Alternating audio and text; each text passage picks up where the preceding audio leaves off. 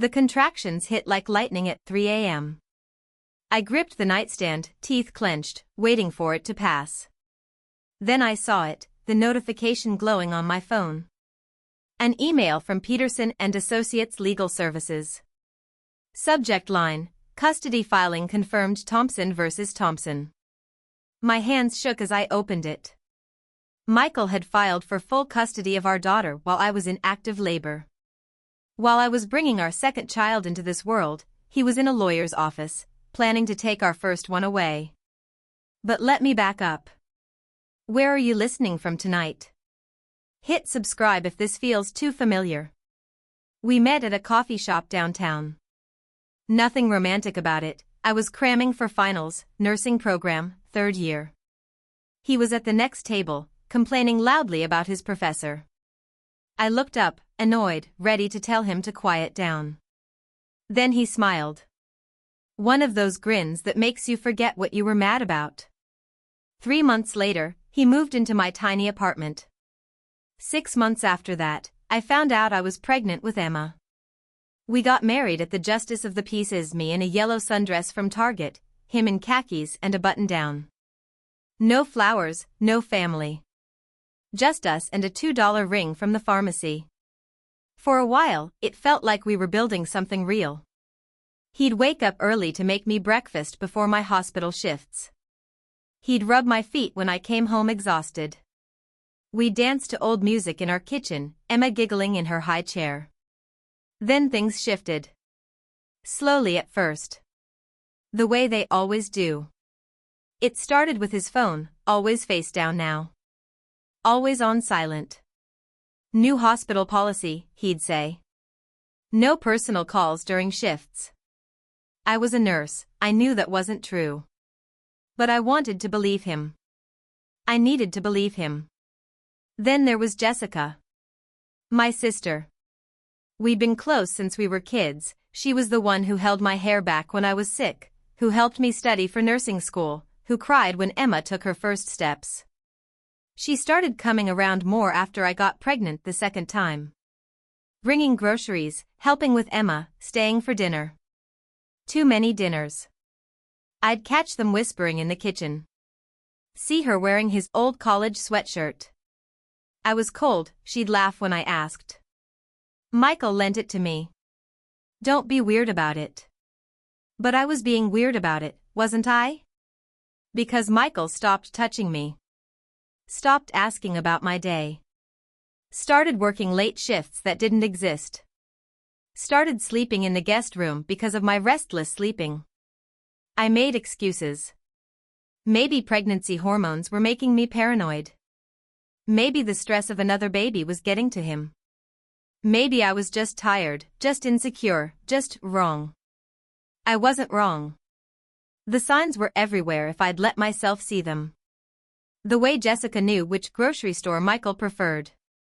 How she'd answer my phone when I was in the bathroom, talking to my mom like she lived here. The receipts I found in his jacket, dinner for 2 at Romano's, the place we went for our anniversary. Work dinner, he said when I asked. Didn't even look up from his phone. One night, 7 months pregnant, I asked him to help me put together the crib. He was scrolling through something, half watching TV. Can't it wait, he said. I'm tired.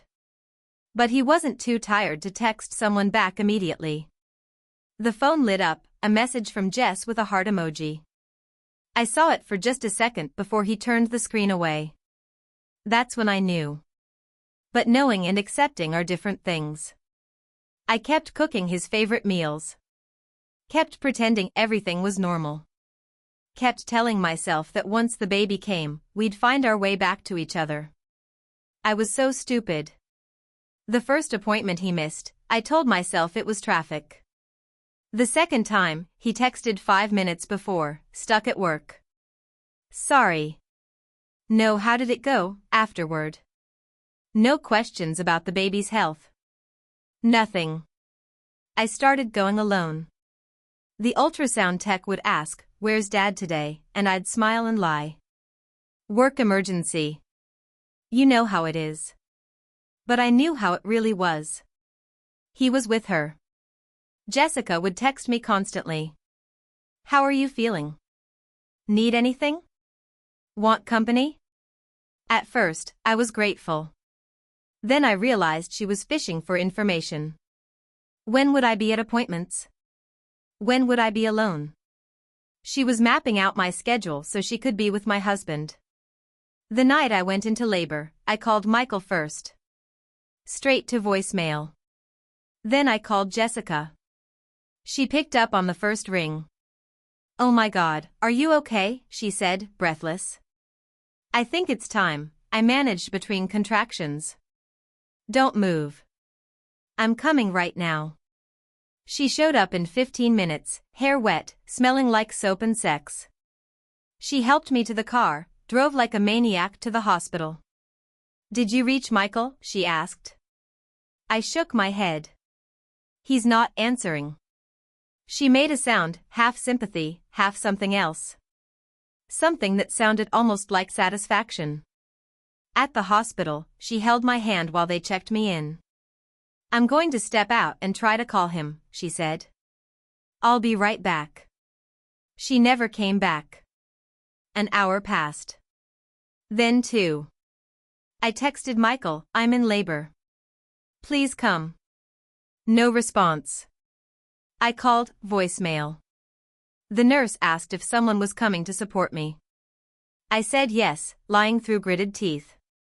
When I asked the front desk if Jessica was still there, they said she'd left 20 minutes after we arrived. She got a call and rushed out, the receptionist said. Seemed urgent. Urgent. Right. My phone buzzed once, a text from Jessica, something came up. Hope everything goes well. That was it. No explanation. No apology. Just, nothing. I gave birth alone. To a beautiful baby boy named David. When they placed him on my chest, I cried, but not from joy. From the realization that the 2 people I loved most in the world had abandoned me at the moment I needed them most. The nurse asked if I wanted to call anyone. I said no. Then I saw the email. Michael had filed for custody of Emma that morning at 9:47 a.m. While I was in labor. While his son was being born. He'd claimed I was an unfit mother, unstable, unable to provide proper care. I stared at the screen until the words blurred together. Then I set the phone down and looked at my son. He was perfect. Tiny fingers, button nose, eyes that would probably be brown like mine. Hi, I whispered. I'm your mom. And I'm going to protect you from all of this. That's when I stopped crying and started planning. I called my friend Sarah first. We'd been roommates in nursing school, and she worked in family law now. She answered on the second ring. Rain? What's wrong? I need a lawyer, I said. And I need one fast. By the time they discharged me, I had 3 things, a custody lawyer, a private investigator, and a plan. Phase 1 was simple, documentation. I kept copies of everything, Michael's work schedule, Jessica's visits, the text messages, the receipts. I installed a security camera by the front door. Legal in our state as long as it only recorded common areas. Phase 2 was patience. I waited. Watched. Let them think they were winning. Michael came home the day after David was born, acting like nothing had happened. How's the baby? He asked, like he was asking about the weather. Fine, I said. Healthy. He nodded and went to shower. When he came out, he smelled like Jessica's perfume again. That vanilla scent she'd worn since high school. We need to talk, he said. About what? About custody. About what's best for Emma. I looked at him, really looked. The man I'd married, the father of my children, standing there with wet hair and guilt written all over his face. What do you think is best for Emma? I asked. Stability, he said. Structure. A proper home environment. And you think I can't provide that? He didn't answer right away. That told me everything. I think you're overwhelmed, he said finally. With the new baby, with work stress. Maybe it would be better if Emma stayed with me for a while. Where? I asked. At your apartment? Or at Jessica's? His face went white. I don't know what you're talking about. Don't you? We stared at each other for a long moment. Then he grabbed his keys. I'm staying at a friend's place tonight. We'll discuss this with lawyers present. After he left, I called the private investigator. How long will it take? I asked. To prove what you suspect? Give me a week, she said. To build a case that will hold up in court? Give me a month. I'll give you 2 weeks, I said. Then I'm done waiting. It took 10 days. Photos of them together at restaurants, at her apartment, at a hotel downtown. Credit card statements showing purchases I never approved. Text messages between them going back 6 months, back to when I was just starting to show. The worst part? Reading how they talked about me. How Michael complained about my pregnancy symptoms, my mood swings, my neediness. How Jessica encouraged him, told him he deserved better, told him I was holding him back. She won't even notice if you're gone more, one message read. She's too wrapped up in being pregnant to pay attention to anything else.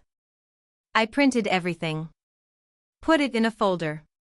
Labeled it evidence. Then I filed my own custody motion. Not just for Emma, but for child support, alimony, and a restraining order preventing Michael from removing Emma from the state. He found out when the sheriff served him papers at the hospital where he worked. In front of his colleagues. In front of his boss. He called me that night, furious. What the hell is this? Exactly what it looks like, I said. You can't do this. You can't just take Emma away from me. I'm not taking her away. I'm keeping her safe. Safe from what? From whatever you and Jessica have planned next. Silence. I don't know what you think you know. I know everything, Michael. The hotel receipts. The text messages. The timeline. I know you've been planning this for months. More silence. We need to talk, he said finally. We are talking. Through lawyers. Like you wanted. I hung up. Jessica tried next. She showed up at my door the next morning, crying. Real tears, or close to it. Rain, please. Let me explain. There's nothing to explain, I said through the chain lock. It's not what you think. It's complicated. Is it? I opened the door wider. Because it looks pretty simple to me. You slept with my husband. You helped him plan to take my daughter. You abandoned me when I was in labor. What's complicated about that? She flinched like I'd slapped her. I never meant for it to happen. Which part? Sleeping with him or leaving me alone while I was giving birth? Both, she whispered. Neither. I don't know. But you did it anyway. She nodded, still crying. I loved you, I said. I trusted you with everything. And you used that trust to destroy my family. I'm sorry, she said. I'm so sorry. I know, I said. But sorry doesn't fix this. I closed the door. The custody hearing was scheduled for 2 weeks later. Michael's lawyer tried to paint me as unstable, emotional, unable to cope with single motherhood. He brought up my work hours, my recent behavioral changes, my inability to maintain family relationships. Sarah, my lawyer, let him talk. Then she stood up with a folder in her hand. Your Honor, I'd like to present evidence that Mr. Thompson has been engaged in an extramarital affair with the plaintiff's sister for the past 6 months, during which time he has been financially and emotionally abandoning his pregnant wife and existing child. She presented the photos, the texts, the credit card statements, the hotel receipts, the timeline showing how he'd filed for custody while I was in labor. Michael's lawyer objected. The judge overruled. Furthermore, Sarah continued, Mr. Thompson has systematically isolated his wife from her support system by involving her sister in this affair, leaving her without family support during a vulnerable time. The judge looked at Michael. Is this accurate, Mr. Thompson? Michael's lawyer whispered something to him. He nodded. Your Honor, my client admits to the relationship but maintains that this doesn't affect his ability to parent. It affects his character, the judge interrupted. And his judgment. Filing for custody while your wife is in labor shows a concerning lack of empathy and poor decision-making. The ruling came down an hour later. I retained primary custody of both children. Michael got supervised visitation pending a psychological evaluation. Jessica was named as a contributing factor to the family's instability and was prohibited from being present during Michael's visits. Outside the courthouse, reporters were waiting. Michael's affair had somehow become public knowledge. Sarah claimed she had no idea how. He tried to walk past them, but one shoved a microphone in his face.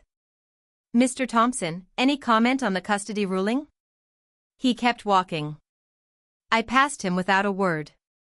That night, I sat on the porch with David in my arms, Emma asleep inside.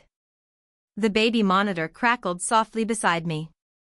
I should have felt victorious, but I just felt tired. My mom came out, handed me a cup of tea. You did what you had to do, she said. I nodded. You were never loud about being hurt, she added. Even as a kid, you just carried it. I looked at her. And now? She smiled. Now you put it down. A week later, a package arrived with no return address. Inside was a baby blanket, soft and blue, with a note, I'll never forgive myself, but I hope someday he will. J. I put the blanket in a drawer. Not in the trash, some things don't belong there. But not in my life either. Some things just exist, holding space for what used to be. 6 months later, I heard Michael had lost his job. The hospital had a strict policy about personal conduct. Jessica had moved to another state, her social media accounts all deleted, her phone number changed. I didn't feel sorry for them. But I didn't celebrate either. I just felt done. Emma started kindergarten that fall. On the first day, she asked why Daddy wasn't there to see her off. Daddy lives somewhere else now, I said. But you'll see him on weekends. Why doesn't he live with us anymore? I knelt down to her level. Sometimes grown-ups make choices that change things. But you know what doesn't change? What? How much I love you. And how much Daddy loves you. That's always going to be the same. She seemed satisfied with that. Kids are resilient that way. That night, after both kids were asleep, I sat at the kitchen table with a notebook. I'd started writing again, little things. Memories I wanted to keep, thoughts I needed to work through. I wrote, today Emma started school. She was brave. Braver than I was when this all started. But we're both learning. We're both becoming who we're supposed to be. I closed the notebook and looked around the house, my house now. It was quiet, but not empty. It was clean, but lived in. It was ours. Some nights I still dream about that day in the hospital. About being alone, about the email, about the choice between fighting and surrendering. But I don't wake up angry anymore. I wake up grateful. Grateful that I chose to fight. Grateful that I found my voice. Grateful that my children will grow up knowing their mother didn't give up when things got hard. Have you ever had to choose between being kind and being strong? Tell me where you're listening from, I'd love to know. And if this story found you when you needed it, subscribe for more. Because sometimes we don't just survive, we become who we were always meant to be. We rebuild. We reclaim. We rise.